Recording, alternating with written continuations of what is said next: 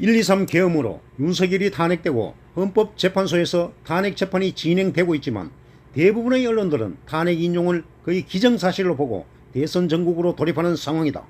그러다 보니 보수 진영 입장에선 이재명이라는 거대한 산이 앞을 가로막고 있으니 수단과 방법을 다 동원해서라도 이재명이라는 거대한 산을 깎아내야만 되는 절박한 입장에 있다. 만약 3월에 탄핵이 인용되면 60일 내인 5월에 대통령 선거가 치러진다. 이재명은 현재 5건의 기소로 재판 중에 있다. 대한민국은 상심 제도로서 대법원에서 확정 판결이 날 때까지 무죄 추정의 원칙이기에 불구속 상태로 기소되어 재판이 진행된다고 해서 정치활동에 별다른 제약은 없다. 이재명의 기소 5건 중에 3건은 1심 재판 중이거나 준비 중에 있고 2건은 1심 선고가 난 상태다. 3월 탄핵 인용이 되어 5월 대통령 선거가 치러진다면 1심 선고가 나 있는 2건의 결과에 따라 이재명의 대통령 후보 등록에 영향을 미칠 수 있다. 만약 대선일 전에 대법원에서 벌금 100만원 이상의 형이 확정되면 이 대표는 의원직을 잃게 되고 피선거권을 박탈당하여 대선에 출마할 수 없게 된다. 1심 선고가 난 2건 중 검사 사칭 위중교사 혐의는 1심 무죄 선고가 나 있는 상태이기에 검찰이 항소를 한다 해도 새로운 증인 증거가 나와야 공소유지가 될 수 있기에 무난히 2심도 무죄가 나올 가능성이 크기에 큰 변수는 없을 걸로 보인다. 문제는 2024년 11월 15일 서울중앙지법에서 징역 1년에 집행유예 2년의 1심 선고난 공직선거법 위반 혐의 건으로 검찰은 2가지 쟁점 사유로 기소를 했다.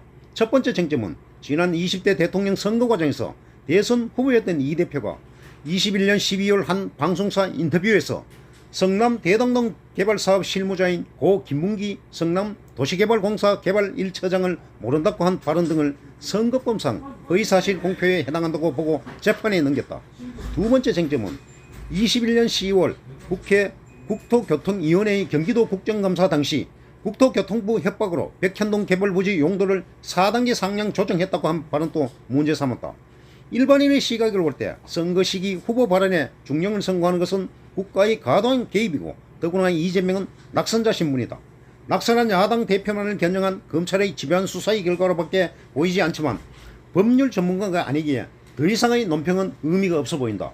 오직 담당 판사의 판결에 따르는 수밖에 없다.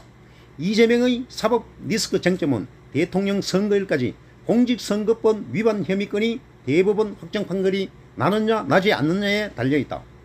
서울고법 형사 6-2부는 이재명의 공직선거법 위반 혐의 다음 기일은 25년 2월 5일에 서증조사 및 증거신청에 대한 재판부 채택과 증인신문 일정을 잡고 25년 2월 19일까지 증인신문을 끝내겠다며 특별한 사정이 없다면 25년 2월 26일에 결심 공판을 하겠다고 밝혔다.